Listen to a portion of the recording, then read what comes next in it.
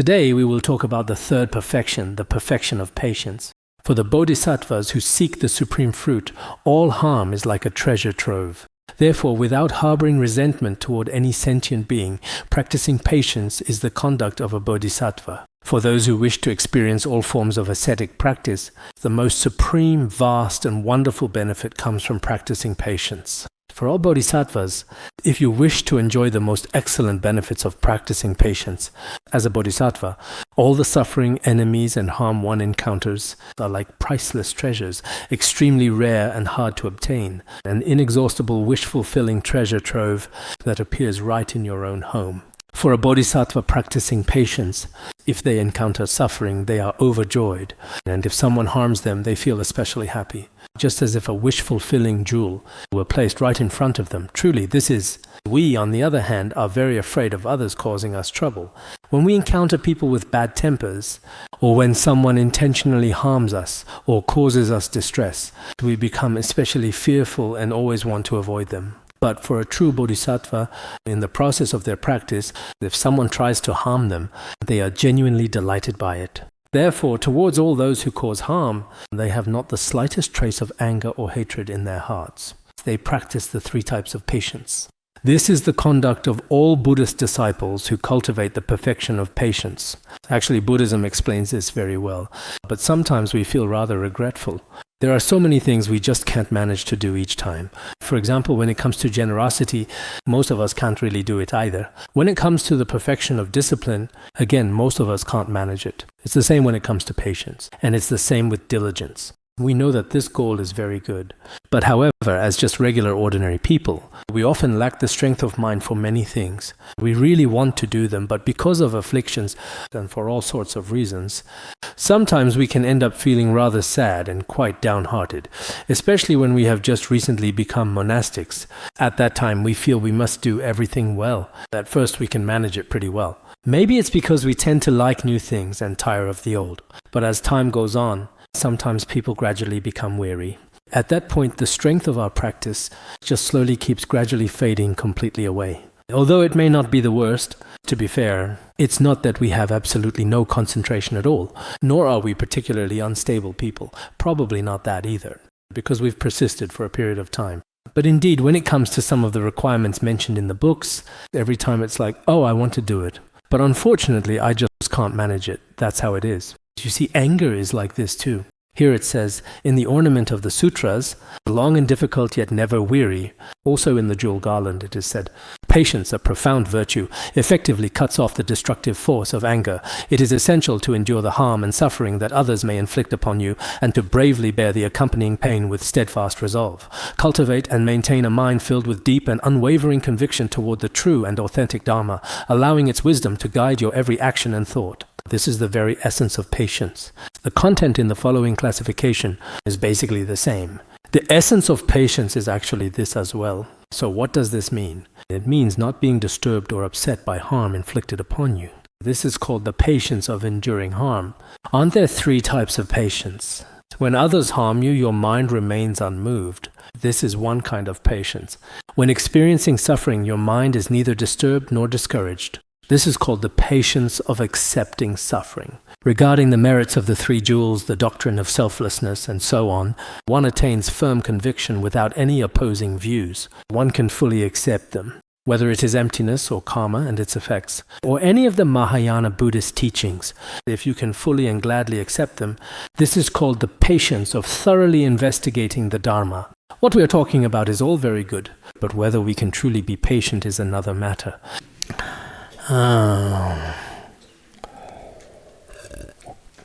Next, it is explained that if you cannot be patient, the opposing factor is anger. The faults of anger are divided into two aspects, faults not yet seen and faults already seen. Regarding the faults not yet seen, the Bodhisattva Pitaka Sutra says what is called anger is capable of destroying the roots of virtue accumulated over hundreds of thousands of kalpas. We have accumulated so much, so very much, but in the end, a single moment of anger can wipe it all out. The way of the Bodhisattva also says a single moment of anger can destroy the merit accumulated over 1,000 kalpas, including all the merit from offerings, generosity, and so on. In the way of the Bodhisattva, it is explained, if you have even a single instant of anger, if you are extremely, extremely angry even for a short time, in that case over 1,000 kalpas, and a kalpa is an incredibly long period of time, a great kalpa, even a middle kalpa, how long is that for us now? So what is it that you have accumulated over 1,000 kalpas? All the merit and positive potential from acts like generosity, making offerings to the Buddha, and so on. That's why some of our Dharma friends, their motivation is very good.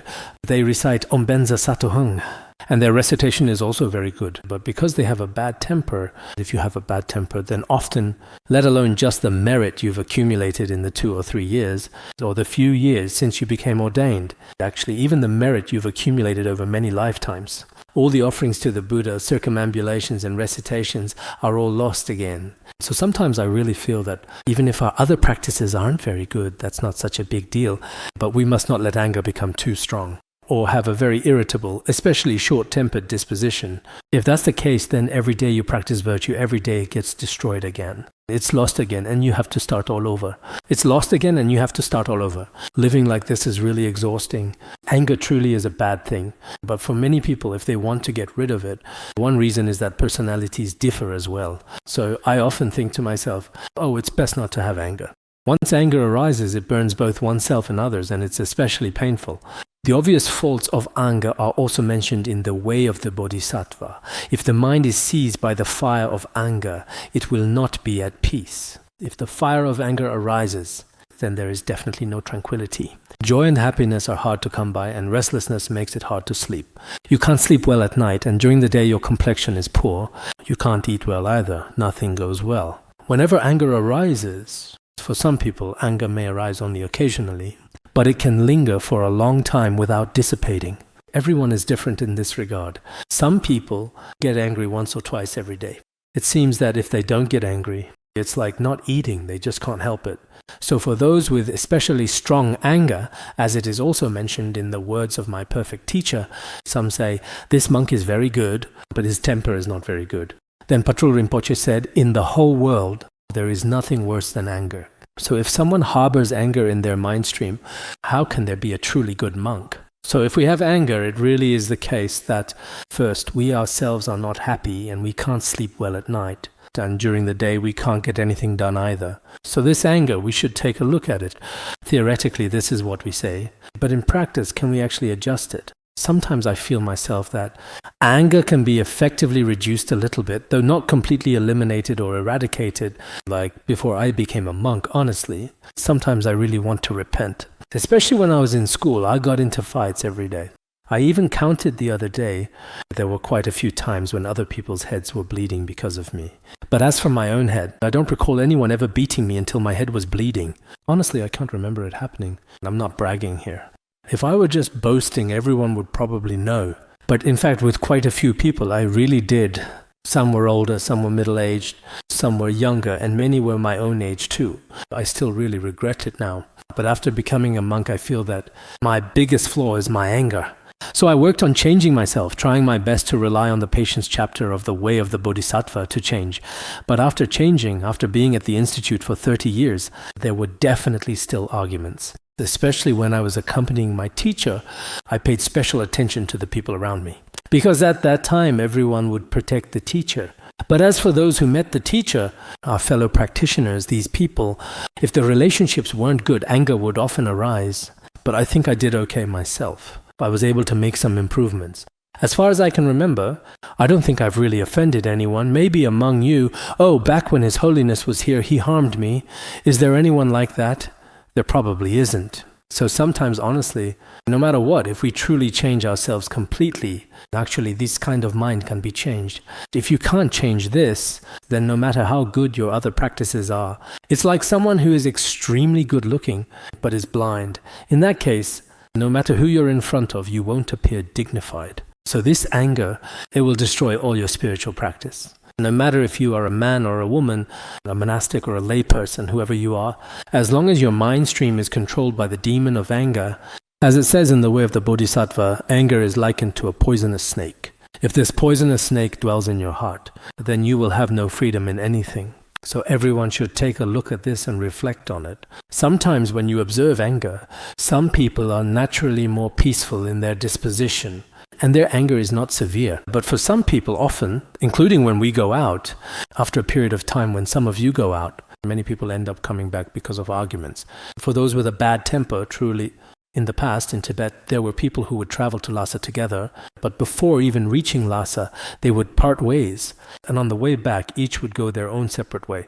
Even just going to Lhasa together, things would turn out like this halfway through. So there's really nothing more to say. Even now, some people among us might act this way. The merits of patience are described in the Bodhisattva Pitaka Sutra as follows. By diligently overcoming anger, one attains happiness in this life and the next. It explains the peace and happiness of both this life and future lives.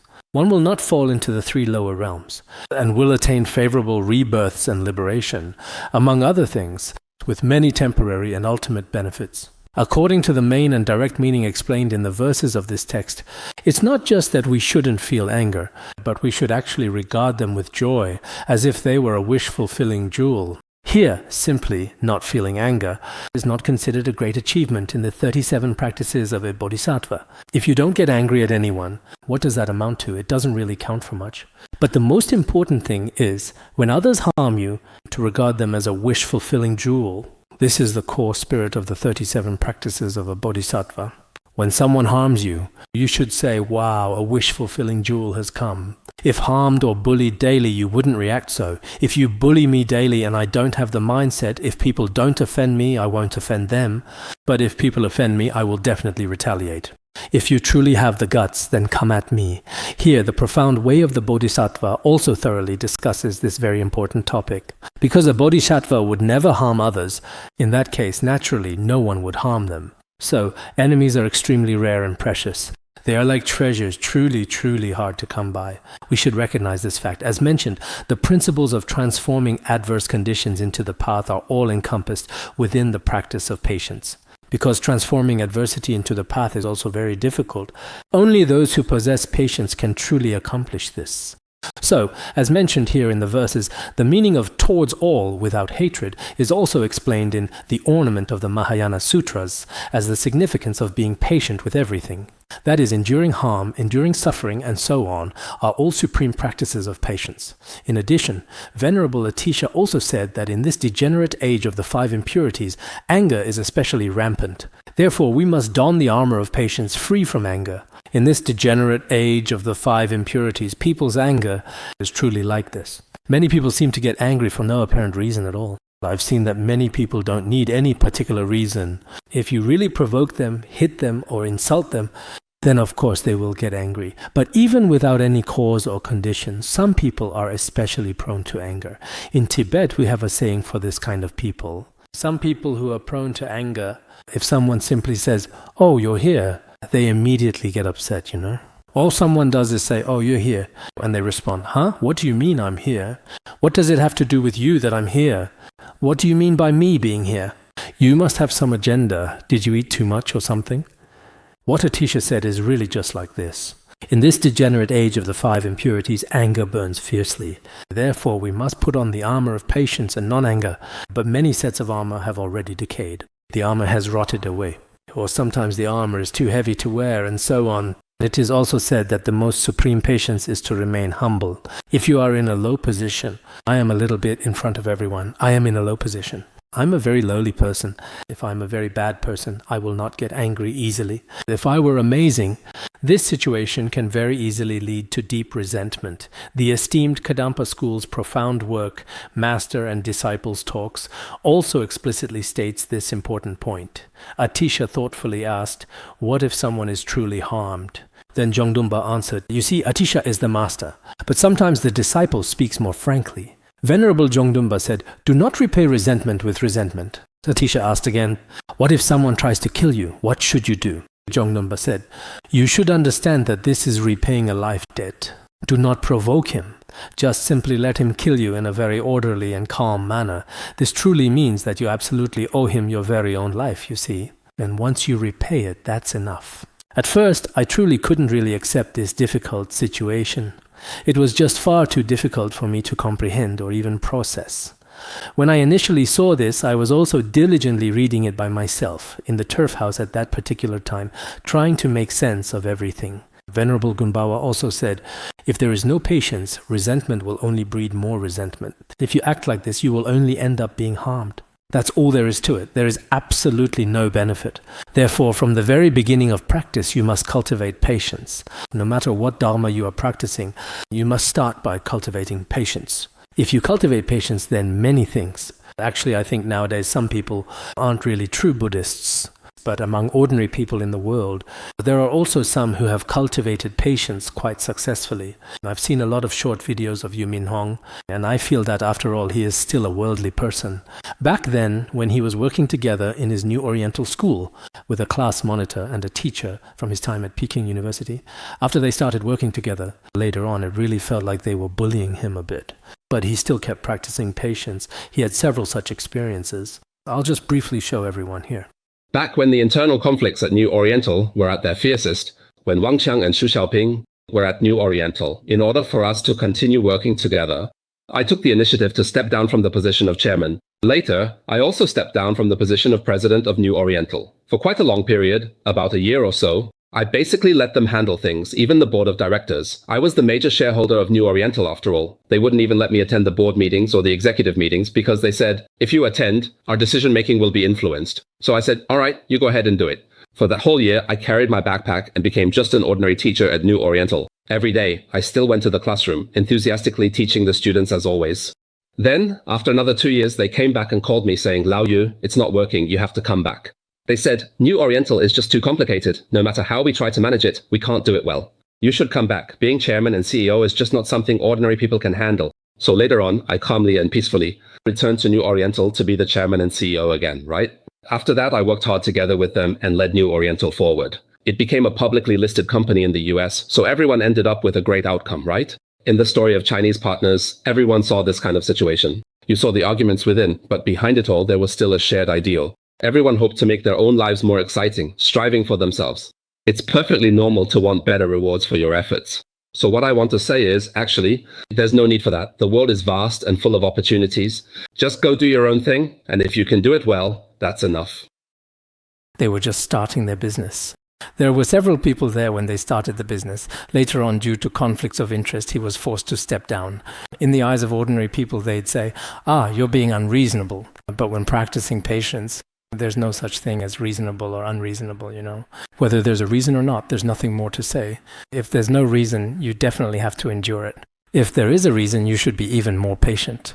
Geshe Potowa also said this, if you can't practice patience even when you suffer a little harm, and instead you curse and complain, this fundamentally destroys the Dharma. For example, if someone does something in front of the teacher, whatever it may be, and then you start scolding him, you are essentially doing this or that in front of the teacher. In the end, it's actually you who has broken your vows. If you truly destroy Buddhism at its root, this is what it means. For example, if I say it's for the sake of the Dharma, to protect something, and then I go and scold others, in reality I'm the one who has broken my vows. I have destroyed the Dharma, not necessarily him. He may have or he may not have. As for the Dharma as a whole, we have nothing at all. If we lose our own precepts, then the value of the Dharma no longer exists. Some of us, for the sake of the Dharma, for the teacher, for the monastery, also give rise to a lot of anger and hatred. He wants to destroy the Dharma. I want to protect the Dharma. Just as it is also mentioned in the Way of the Bodhisattva, actually the three jewels are without consciousness. There is no need to cultivate anger and hatred. Some people truly are like this. Now, for the sake of the monastery, for the teacher, they say this is how it is. But in reality, their own mental continuum has already been completely tainted by afflictions. In fact, this already breaks the Bodhisattva vows. It destroys the Dharma. The real destruction of the Dharma comes from oneself. Karapa Geshe also said that what fundamentally destroys virtue is anger. Therefore, not seeing anger as a fault, not regarding one's own anger as a fault at all, constantly pointing fingers at others and talking about them, is truly a major mistake. Chakawa Geshe also said, if you do not diligently follow the correct and proper path, then significant dangers and potential hazards will certainly lie ahead of you. If we ourselves do not act uprightly, then dangers may be waiting for you ahead. The meaning is, holding grudges against those who have harmed you when the dangerous situation of repaying resentment with resentment arises, it needs to be cut off. In actual fact, the greatest harm that one can inflict upon oneself is truly harboring intense hatred towards other people. Some people really need to pay attention to this. For the sake of protecting the Dharma Center for the academy, for the teacher, or for a certain sentient being, if you act out of a sense of protection or righteousness and end up destroying your own mind stream, this is something that happens to many Buddhists. Their own hearts are very kind. They still feel a sense of responsibility. I must do it, just like this.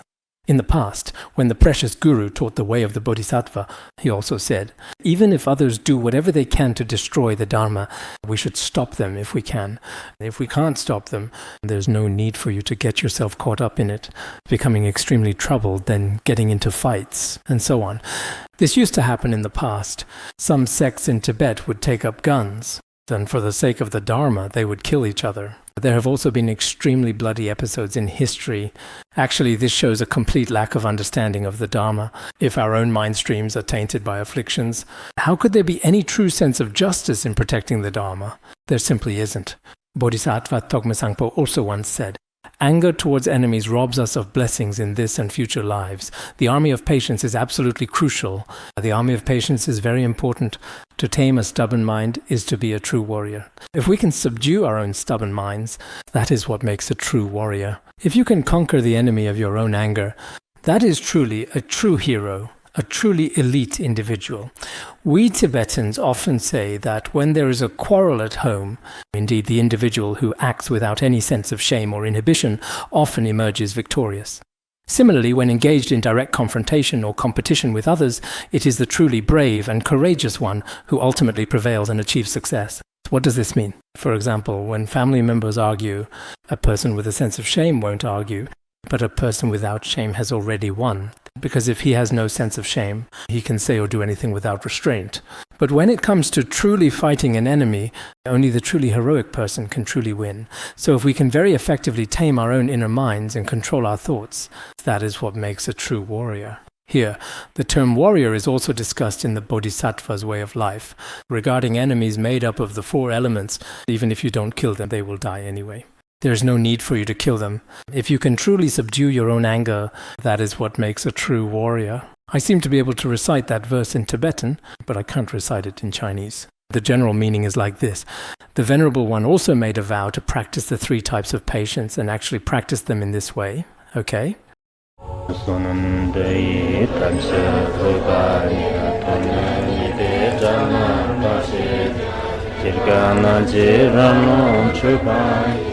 Chupun Solen Dra Bandangara Badma Sodargye Bandangara Badma Sodargye Bandangara Badma Sodargye